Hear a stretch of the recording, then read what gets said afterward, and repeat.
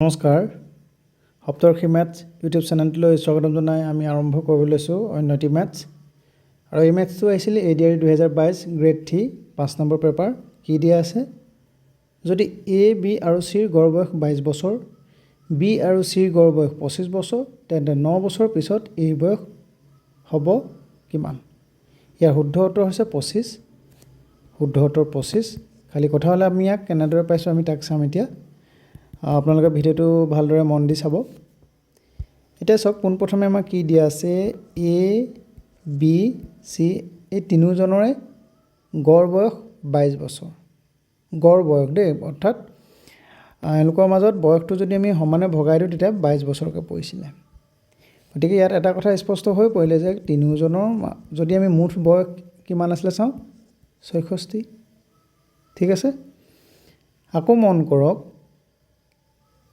এক বাদ দি B আৰু C ৰ মাজত যদি চাওঁ গড় বয়স 25 বছৰ তাৰমানে B আৰু C ৰ লগত যদি আমি তুলনা কৰোঁ আমি তুলনা কৰি চাওঁ গড় বয়স তেতিয়া 25 বছৰ কৈছে তাৰমানে কি B আৰু C ৰ মাজত কিমান বছৰ আছে মুঠ বছৰ 50 বছৰ B আৰু C ৰ মাজতে আছে তেতিয়াহ'লে এই কিমান বছৰ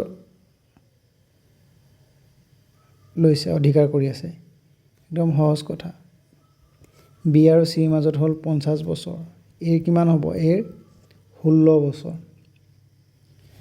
এতিয়া আমাক কোৱেশ্চনটো সুধিছে কি 9 বছৰৰ পিছত এৰ বয়স কিমান হ'ব গতিকে ধৰা পৰি গ'ল এৰ বৰ্তমান বয়স 16 বছৰ 9 বছৰৰ পিছত কিমান হ'ব 16 বছৰৰ লগত 9 বছৰ যোগ কৰি দিলোঁ আমি খুব সহজ এইবিলাক 9 বছৰ যোগ কৰি দিলোঁ আমি 16 বছৰৰ লগত আমি যোগ কৰি দিলোঁ 9 বছৰ শুদ্ধটো হ'ল 25 বছৰ বুজি পাইছে নিশ্চয় এটা কথা হ'ল আমি সেই গড়ৰ কেইটামান সহজ পদ্ধতি এই ভিডিওটোৰ জৰিয়তে মই আপোনালোকক শিকাবলৈ বিচাৰিছোঁ আপোনালোকে ভিডিওটো শেষলৈকে মন দি চাব এতিয়া চাওক আমাক বিভিন্ন সংখ্যাৰ গড় উলিয়াবলৈ দিয়া থাকে আমি কি কৰোঁ গোটেই সংখ্যাটো আমি যোগ কৰোঁ যোগ কৰি যিমানটা সংখ্যা দিছিলে সিমানটাৰে হৰণ কৰোঁ এতিয়া চাওক আপোনালোকে এইটো হ'ল 10 এইটো হ'ল 15 18 তাৰপিছত আহিলে 20 তাৰপিছত ধৰি লওক 24 মুঠতে সংখ্যা আছে 5টা সংখ্যা আছে আমি এই সংখ্যাকেইটাৰ যদি গড় উলিয়াবলৈ দিয়ে প্ৰথম পদ্ধতিত আমি কি কৰোঁ 10ৰ লগত 15 18 20 তাৰপিছত আহিলে 24 এই গোটেই সংখ্যাকেইটাকে আমি যোগ কৰোঁ যোগ কৰি আমি কি কৰোঁ সংখ্যা কেইটা আছিলে 1 2 3 4 5টা পাছে আমি হৰণ কৰোঁ বুজি পাইছে এতিয়া যোগ কৰোঁতে আপোনালোকে এটা কথা মন কৰিব 10 15 18 20 24 ঠিক আছে কি কৰিব 10ৰ 10 ল'লে কিন্তু 15ৰ পৰা আপোনালোকে ল'ব 10 18ৰ পৰা ল'ব 10 20ৰ পৰা 20 ল'ব 24ৰ পৰা 20 ল'ব প্ৰথম আমি সেই ধৰণে যোগ কৰিছোঁ 10 15 ল'লোঁ 10 20 20 10 30 30 20 50 50 20 হ'ল কিমান আমাৰ 70 ঠিক আছে এতিয়া আমি হিচাপ কৰিম এই নোলোৱাটো 5 ইয়াৰ পৰা 5 নলৈছিলোঁ ইয়াৰ পৰা 8 লোৱা নাছিলোঁ ইয়াৰ পৰা 4 লোৱা নাছিলোঁ গম পাইছে নহয় 70 আছিলে আৰু কাক যোগ কৰিব লাগিলে 5 8 5 13 13 4 17 কিমান হ'ল 87ক আমি 5 ডিভাইড কৰিব লাগে কিমান হ'ব 5 হৰণ কৰা সহজ পদ্ধতি আছে কিন্তু ইমান দেখাই নিদিওঁ আপোনালোকৰ মনত ৰাখিবলৈ দিগদাৰ হ'ব আমি 87ক 5 ডিভাইড কৰি চাম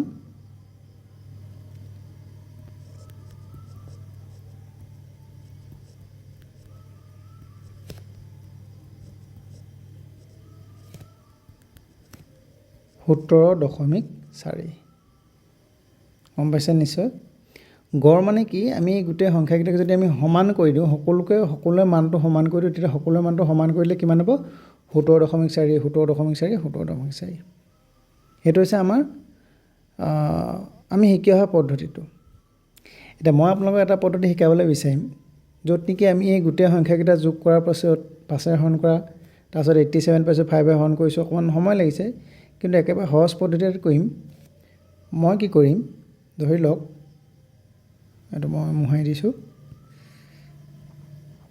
এইটো দ্বিতীয় পদ্ধতি হ'ব দেই আপোনালোকে মন দি চাইছে নিশ্চয় দ্বিতীয় পদ্ধতি ইয়াৰ এটা অনুমান কৰি ল'লোঁ যে সংখ্যাকেইটাক যদি আমি যোগ কৰি বা সমান কৰি দিবলৈ বিচাৰোঁ তেতিয়া ধৰি ল'লোঁ 10 হ'ব পাৰে। কি হ'ব পাৰে? 10 হ'ব পাৰে। ভিডিঅ'টো এবাৰ ভালদৰে আপোনালোকে মন দি চাব। এইটো বুজি লোৱাৰ পাছত আপোনালোকৰ বিভিন্ন যিকোনো ধৰণৰ গড় উলিয়াবলৈ খুব সহজ হৈ পৰিব।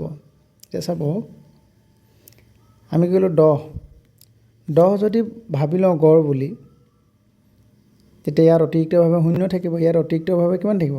5 এটা থাকিব, হয়নে? ৰ'ব,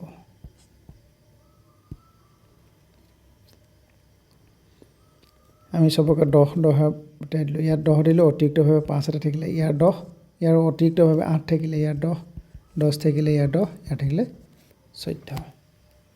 তাৰমানে আমি সকলোকে প্ৰথমে 10কে সমানে ভাগ কৰি দিলোঁ। বাকী কিমান থাকিলে আপোনালোকে চাওকচোন।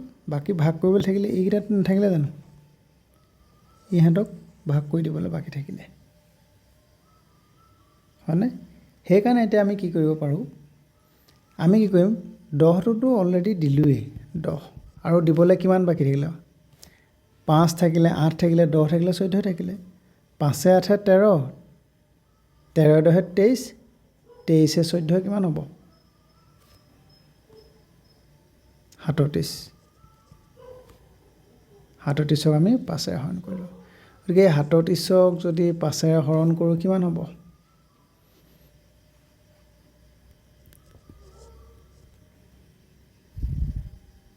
5 7 35, 2.04। তাৰমানে 10 দিয়াৰ উপৰি আৰু কিমান দিব লাগিব? 7.4, 17.4। বুজি পাইছে?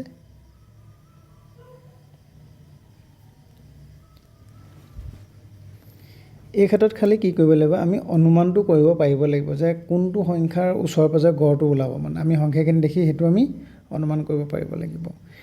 মই ইয়াত অনুমান 10ক দেখালোঁ, কিন্তু ইয়াত আৰু এবাৰ চাওঁ আমি। এইটো দ্বিতীয় পদ্ধতি হৈ গ'ল। এতিয়া তৃতীয় পদ্ধতি চাওঁ আমি। আপোনালোকে যদি এইটো আপোনালোকৰ কাৰণে উপযোগী বুলি ভাবিছে, নোট কৰি ৰাখিব পাৰে। এতিয়া চাওঁ আমি তৃতীয় পদ্ধতিটো চাম। তৃতীয় পদ্ধতিত আমি গড় কেনেকৈ উলিয়াব পাৰোঁ। আমি অনুমান কৰি ল'লোঁ এই সংখ্যা তিনিটাক যদি আমি সমান কৰি দিবলৈ বিচাৰোঁ, ধৰি ল'লোঁ সেই সংখ্যাটো 15 হ'ব বুলি আমি অনুমান কৰি ল'লোঁ। খুব আপোনালোকে চাব, খুব একেবাৰে সৰু সংখ্যাটো ল'ব নালাগে, পাৰিলে অলপ মাজৰ সংখ্যাটো ল'বলৈ চেষ্টা কৰিব। আপোনালোকে 18ও ল'ব পাৰে, 20ও ল'ব পাৰে, 24ও ল'ব পাৰে, 15কো ভাবিব পাৰে। মই ধৰি ল'লোঁ 15ক ভাবি ল'লোঁ। ঠিক আছে, 15ক মই ভাবি ল'লোঁ। 15ক ভাবি ল'লে কি হ'ব, আমি ধৰি ল'লোঁ ই গড় হ'ব পাৰে বুলি আমি ভাবি ল'লোঁ মনতে 15ক। এতিয়া 15ক যদি ভাবি লওঁ, 15ৰে অতিৰিক্তভাৱে একো নাই, 0 আছে। 18ত কিমান আছে? আমি 18ত যদি চাওঁ, 18ত আমি দেখা পাম 3 এটা বেছিকৈ আছে। 20টোত আমি কি দেখা পাম? 5 এটা বেছিকৈ আছে। 24টোত আমি দেখা পাম 9 এটা বেছিকৈ আছে। কিন্তু এতিয়া 10টোলৈ মন কৰকচোন, 10টোত কি আছে? 5 এটা কমকৈ আছে। তাৰমানে 15ৰ লগত সমান কৰিবলৈ হ'লে এই 10টোক আকৌ আমি আৰু এটা 5 এটা দিবগৈ লাগিব। বুজি পাইছে নিশ্চয়? গতিকে চাওক, এই 10টোক 5 এটা যিহেতু আমি দিবগৈ লাগিব, সেই 5টো আমি 20ৰ পৰা আনি দি দিব পাৰোঁনে? 20ৰ পৰা আনি দি দিলোঁ। গতিকে ইহঁতৰ সমস্যাটো শেষ হৈ গ'ল, ছল্ভ হৈ গ'ল। গতিকে এতিয়া আৰু বেছিকৈ কি আছে? 3 আৰু 9 আছে। ধৰিব পাৰিছে নহয়? গতিকে আমি সমান কৰিবলৈ যাওঁতে 15 দিটো সমান কৰিছিলোঁ, এতিয়া আৰু কি থাকিলে? 3 আৰু 9 এটা থাকিলে। 3 9 হ'ল 12। 12ক আমি হৰণ কৰিব লাগে 5ৰে। এতিয়া 12ক 5ৰে হৰণ কৰি চাওক।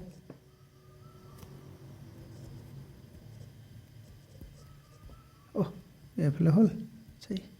গতিকে চাওক, 15 দি দিয়াৰ উপৰিও আৰু আমি কিমান দিব লাগিব? 2.4। আকৌ দেখিছে নাই? 17.4 ওলাইছে। বুজি পাইছে? আৰু এটা পদ্ধতি আছে, আপোনালোকে ধৈৰ্য সহকাৰে চাওক। সেইটোত আমি কেনেকৈ কৰিম।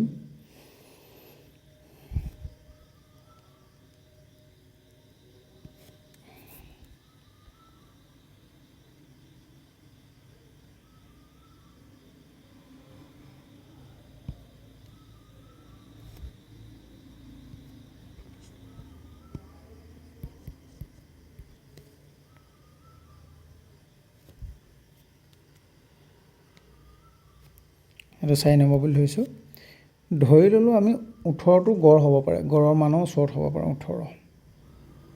গতিকে 18 অতিৰিক্তভাৱে 0। 20টোত আমি যদি 18 গড় বুলি ভাবোঁ, 20ৰ ক্ষেত্ৰত কি হ'ব? 2 এটা বেছিকৈ হৈ আছে।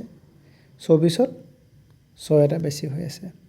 15ত কি দেখিলোঁ? 3 এটা কমকৈ আছে। 10ত কি দেখিলোঁ? 8 এটা কমকৈ আছে। গম পাইছে নিশ্চয়। গতিকে কিমানখিনি বেছি হৈ আছে?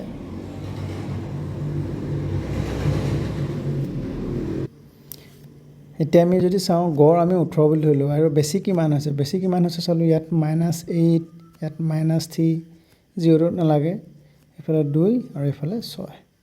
আৰু এই বেছি হোৱাখিনি আমি কেইটাৰ মাজত ভগাই দিব লাগিব? 5টাৰ মাজতে ভগাই দিব লাগিব। চাওক 2, 6, 8, ইয়াৰ পৰা পালোঁ আমি 2, 6, 8, 2, 6, 8 আৰু সেই 8টোৰ -8টোৰ লগত হৈ গ'ল। বাকী কি থাকিলে? 18 লগত যোগ কৰিবলগীয়া হৈছে বাৰু, কিন্তু কেনেকৈ? -5 ডিভাইড কৰিবলগীয়া হ'ল। এতিয়া আমি 3 যদি 5 ডিভাইড কৰোঁ, নাযায়, দশমিক আহিলে 0 আহিলে 6। তাৰমানে আমি কি পালোঁ? 18 লগত আমি যোগ কৰিবলৈ গৈছিলে ঋণাত্মক হ'ব, গতিকে বিয়োগ 3 কি হ'ব? 18ৰ পৰা আমি কিমান বিয়োগ কৰিব লাগিব? বিয়োগ 0.6। আকৌ ইয়াত ল'ব 17.4। আশা কৰিছোঁ আপোনালোকে পদ্ধতিকেইটা বুজি পাইছে। আৰু যদি বুজি পোৱা নাই আকৌ এবাৰ চাব, আৰু বহীখনতো পাৰিলে নোট কৰি ৰাখিব আপোনালোকে, কিয়নো ভৱিষ্যতে মানে আমি বহুত সহজ পদ্ধতিত আমি গড়বোৰ উলিয়াই ল'ব পাৰিম। ধন্যবাদ।